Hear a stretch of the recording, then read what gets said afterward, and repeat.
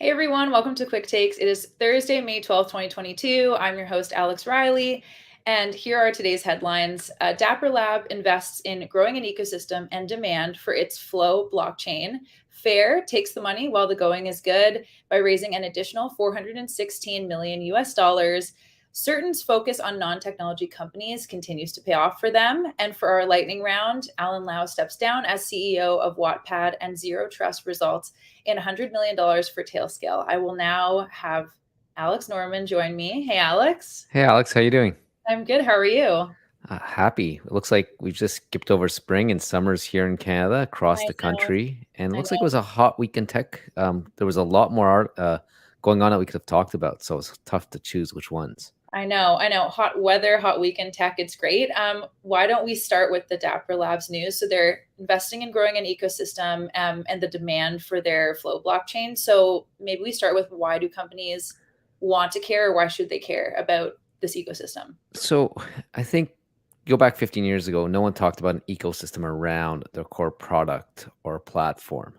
And now it's become more and more common about companies saying, hey, we've got an ecosystem around X platform or Y platform. The reason they want to build these ecosystems is it increases adoption, usage, and stickiness of their products. It also allows them to build business models that can capture revenue based on usage. So, the idea here is you build a successful ecosystem. Developers build, let's go back to the Apple app ecosystem. You get a bunch of developers building a bunch of games, a bunch of tools. So that means more audience comes, more people use it, more eyeballs, more usage leads to more developers, and the compounding network effect. And Apple can take a toll on all the usage on it. It's basically ecosystem. So people see how these different ecosystems are built up. They go, we want to build something for our platform. We want to get the users. We want to build network effect. We want to increase our market share at the expense of someone else and basically lower churn for both developers and customers. So it's a great idea and concept. And can you remind us what Flow is? So before that, actually, I'll go to Flow and go to why they want to, what Flow is, but also the other thing with the ecosystems Sure. is historically they worked because they were sort of they worked because the core product or platform already had an audience they could share with developers. So if you look at Microsoft, Adobe, and Apple, they already had the audience, and then they said, okay, we're gonna open up this ecosystem, and so it's hard to get people to use to bootstrap an ecosystem and get that flywheel going. So let's now go to what Flow is and maybe what Dapper is trying to do here. Yeah. Flow is a level one blockchain that Dapper built. So let's go back to what a level one blockchain is. You've got like Bitcoin is original, then Ethereum is there. Ethereum is like the world's on-chain computer, and Dapper launched the first product called CryptoKitties way back when. It was basically the first NFTs. It was built on Ethereum, and they found it too slow, and the platform it got overwhelmed. Dapper said, let's build a quick and a low cost transaction blockchain level one for NFTs. And they launched the Flow blockchain with their NBA Top Shots. Of course, their whole suite of NFTs on there. You got NFL All Day and UFC Strike. So now you've got this level one blockchain built by Dapper called Flow. And they wanted to get mindshare and usage against other level one blockchains. So Ethereum, Solana, and other ones out there. And Flow's trying to position, their Dapper's trying to position Flow as like the place for NFT transactions. They want to do this because there's an economic incentive for Dapper for getting people to use Flow. The tokens become more valuable. There gets a network effect. Dapper gets more basically revenues and fees from this. And the interesting thing here, going back to that initial way, how do you seed an ecosystem? The initial NFT project on Flow was NBA Top Shops, and it was super successful. There's a lot of transactions, and I think what they're trying to do is cement this blockchain's position as a level one before Top Shots reduces in popularity. And how else are they encouraging other companies to be part of this ecosystem? So the news this week was they've created let's call it a Flow fund. I don't know if that's official name. It has 725 million US dollars into it, and I'll get what that money is. That will support projects and companies building on Flow. And how are they going to do this? This 725 million comes from a bunch of investors in the Flow network, or I guess Flow tokens or Dapper Labs, and in particular, they're going to support gaming, infrastructure, DeFi, content, and creator projects. And they're going to be doing it by providing actual cash investments, token grants, and in-kind support. And if you look at it, there is already an ecosystem building this fund that's going to build this ecosystem. Like the investors in this fund are A16Z, Code2, Union Square Ventures, Greenfield Ventures, and CoinFund. As I previously mentioned, they all have an economic incentive to see this work because they either have equity in Dapper Labs or Flow tokens. And in your opinion, do you think this will be successful? I think it's way too early to tell. The main way an ecosystem works is it gets this flywheel going, like I mentioned, and it works where you get developers building cool stuff that attracts users. More users attracts more developers, and so on and so on. So that if one or two products fail, you're not going to lose people. If one or two people leave the ecosystem or users, there's still enough people using it that developers want to build there. And right now, Flow and or Dapper Labs claims there's 7,000 developers using Flow versus what seems to be thousands for Solana or Polkadot. To me, it's not clear what people are coming or using Flow for. So until I think we see a couple native, not sorry, non Dapper Labs projects take off, it's too early. But once you get a few big hits, I think you'll see the flywheel going. But we need to see those non Dapper Labs hits. Right. And lastly, the takeaway for the TechTO community. Well, I think before you start building on an ecosystem or platform, you may want to understand the dynamics around that ecosystem. What is the adoption rate? How's it growing? Who are the main competitors to this? What other ecosystems can you be basically building on? How is this to develop on more than one platform? Are you getting locked into this platform? And what is the economic incentive for the platform? Are so like now people start building on the Apple basically App Store, and they're now complaining that there's a 30% toll, basically toll on all your revenue. If you're going to build on Flow, what's an economic incentive for Flow to make money? Is that going to incentivize for them to promote you? Is it incentivize for them to take too much of your economics? You need to understand that all. For companies building platforms, it is never too early to create an ecosystem strategy. What can you do to incentivize developers to use your platform? How can you offer distribution or customers to these people? Can you make it easier to develop on your platform? What type of financial incentives can you provide? So, just sort of with all the questions you to ask as a developer or startup, you should be asking about working on a platform. A company trying to build a platform or ecosystem should be asking the same questions and basically removing the barriers for adoption. Right. So all about incentive at the end of the day. It's a great takeaway, Alex. Thank you. Before we get into our next headline, I wanted to highlight something cool we're doing at TechTO, creating a 3 Comma Club podcast series based on this list that we created of all of these recent public and Canadian unicorn companies. So Alex, can you tell us maybe a little bit more about the podcast and the list, and just maybe what you're most excited for when this launches? So the 3 Comma Club, which we did in partnership with the TMX, highlighted either public or private Canadian technology companies that are worth over $1 billion. We went and took a subset of 7 of them. A few of them were private, a few of them are public, and we're going through basically the journeys with the founders or the leadership of that companies. Talk about what the initial inception was, or what happened there, what were challenges while growing, what the future holds. We've got 3 recorded already, and they'll be released soon. And let me tell you, I think this is some of the best content we've produced. Actually, one of the first ones to be released will be from Marcelo with Fair, which we'll be talking about in a second. And if you want to hear the unvarnished truth about building $1 billion valuation startup, you have to listen to these podcasts. Yeah, I agree. It's they're not easy journeys, and they're all super unique. So I agree. I think it's some of the best content we've put out. And yeah, good transition, I guess, into our next headline. With Fair, taking the money while the going is good, raising an additional $416 million US. So why do they need the additional capital? So, and as you'll hear in our podcast, which we release either later this week or early next week, Fair is expanding rapidly in a few different vectors. One is geographically. So they're in Europe and growing on different countries on the continent. They recently launched in Australia. They're building more software to build an operating system for wholesale. So they're going to larger retailers and larger brands. And all that takes capital, even if they're at scale that's great, great unit economics and margins. They're now deploying capital in a way to create bigger ROI and create a bigger moat. So three vectors they're scaling on, and that needs money. Right. And I know they just raised, was this an extension of the last round? Is this something that's new? So yeah, the company announced a 400 million round in November that valued the company at 12.5 billion post, all in USD. This is an extension. So if you go back, like if we were doing this in November and this was 6 months after raise in, let's say, I guess that would have been May last year, there's probably another higher valuation. Here, it's it's an extension of the last round. They raised 196 million from new investors, Sequoia and Y Combinator, both pretty good investors, and 220 million from existing investors, and they increased the post-money valuation by 200 million. So there's a couple reasons for this. One is the market has changed a bit, and B, this is much easier to do.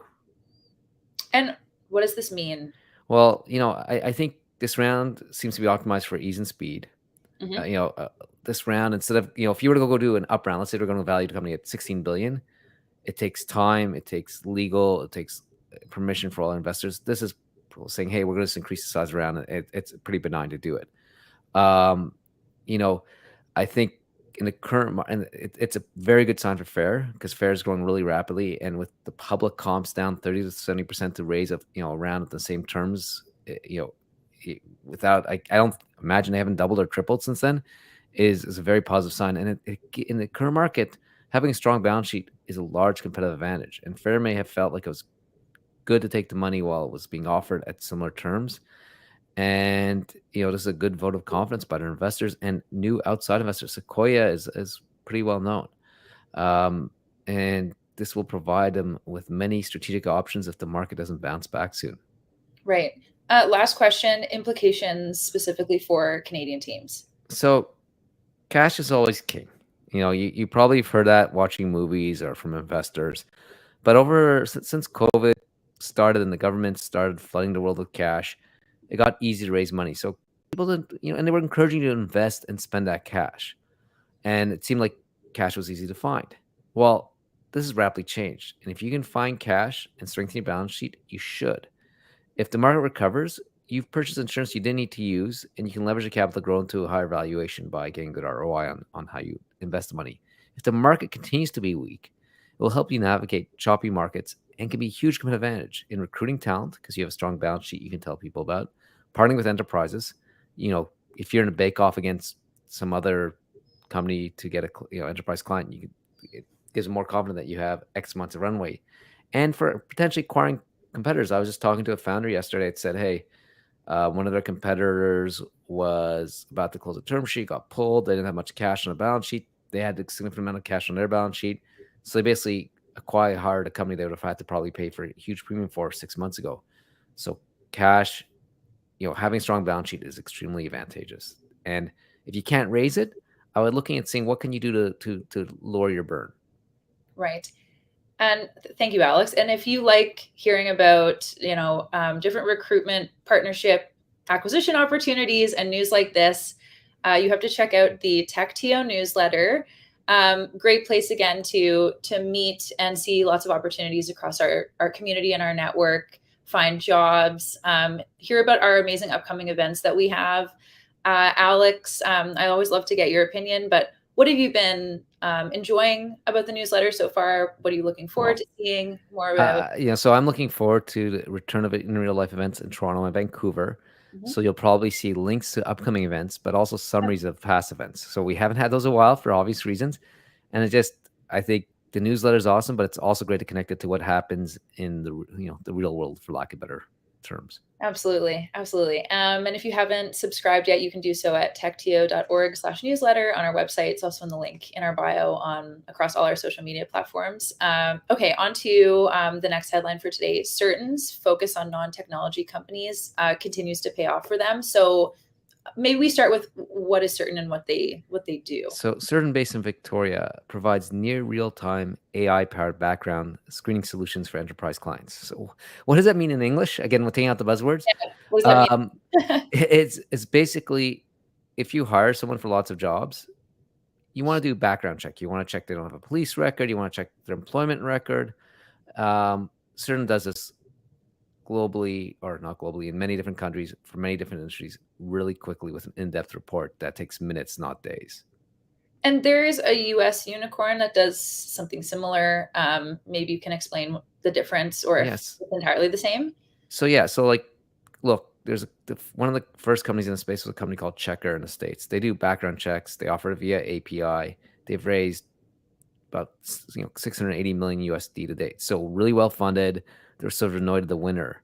But what's interesting here is that certain continues to grow and seems to be becoming quite large in its own matter without having had raised nearly as much capital and coming a bit later to the market. So how they've done that is Certain's focused on different markets and built a product for different use cases.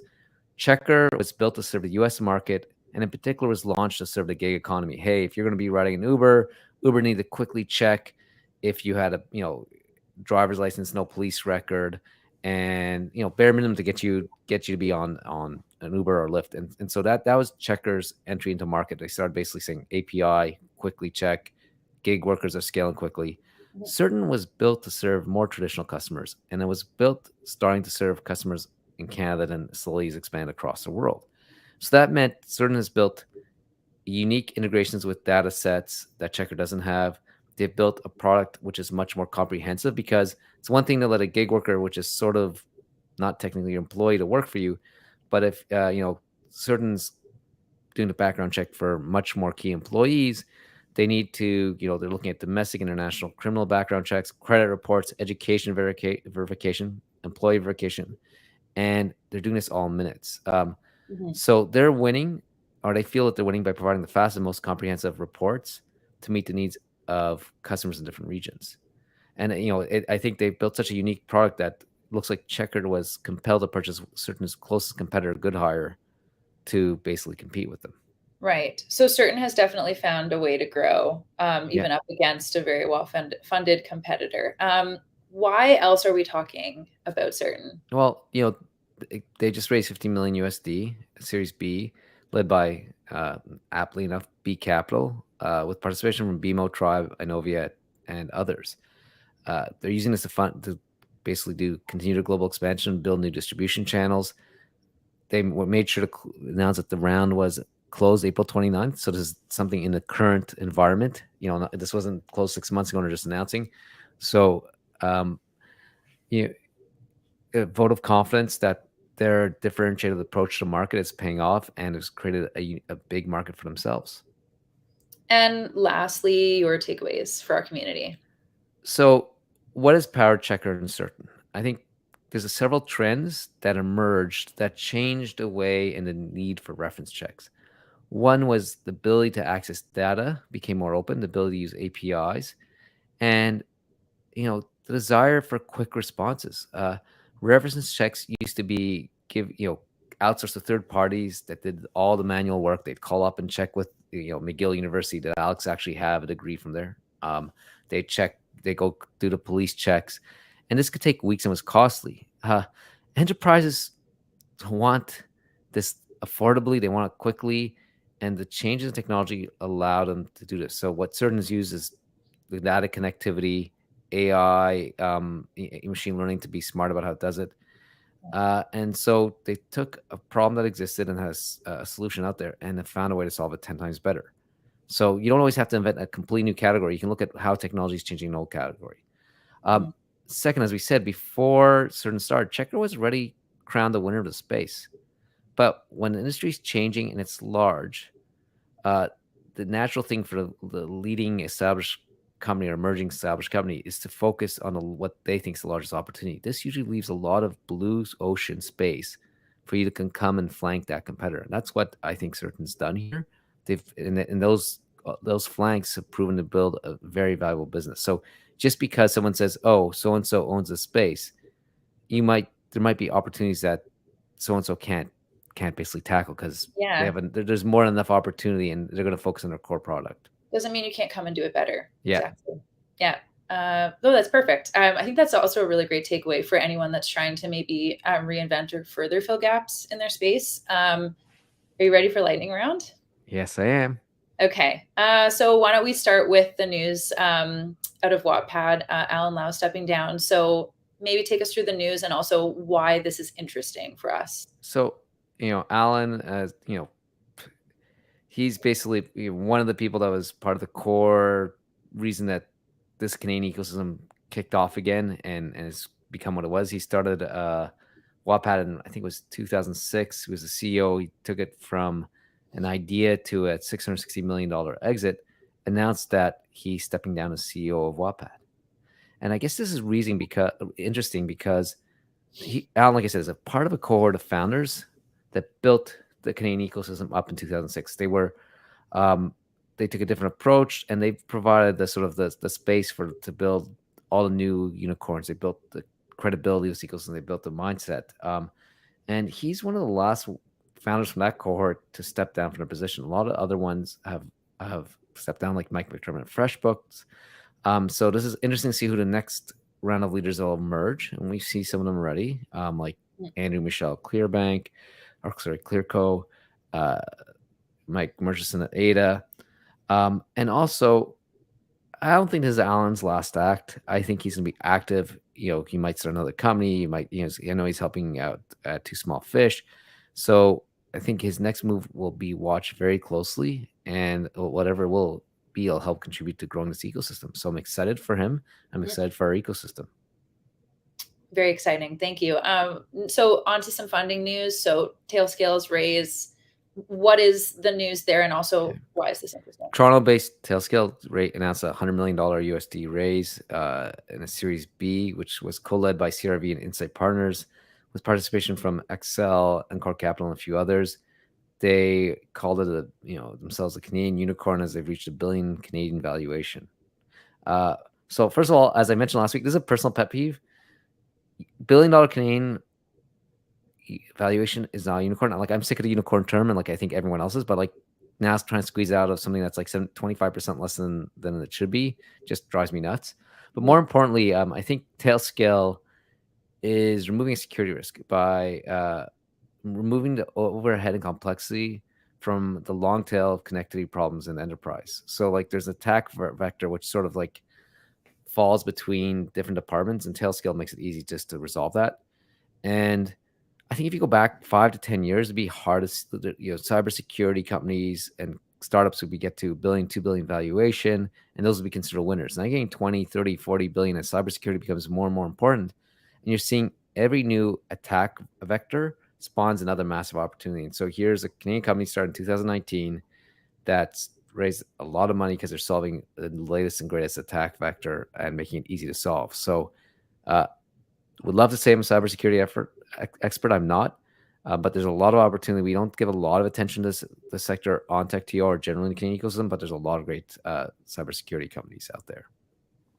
Amazing. Thank you, Alex. That definitely was a hot and busy week in Canadian tech. We actually are coming off of our first Summer Social Series event last night. So thank you to everyone who attended. Alex and I had a great time.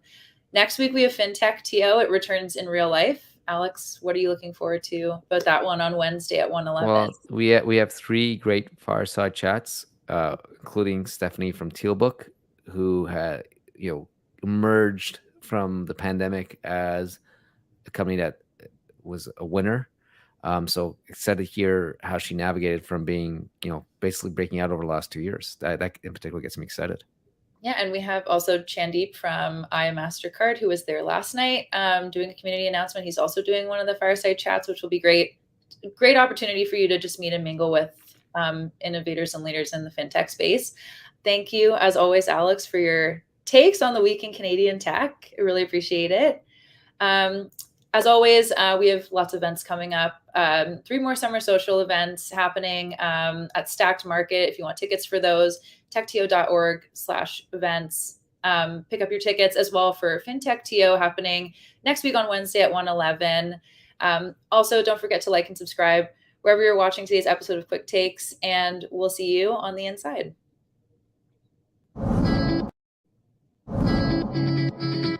We're in the business of delivering impossible things. We're in the business of delivering things that nobody's ever seen before. If you build that culture, you'll come up with really cool and innovative stuff, and literally could be in the next multi-billion-dollar idea. So this conversation is largely going to be about scaling yourself and scaling your leadership team.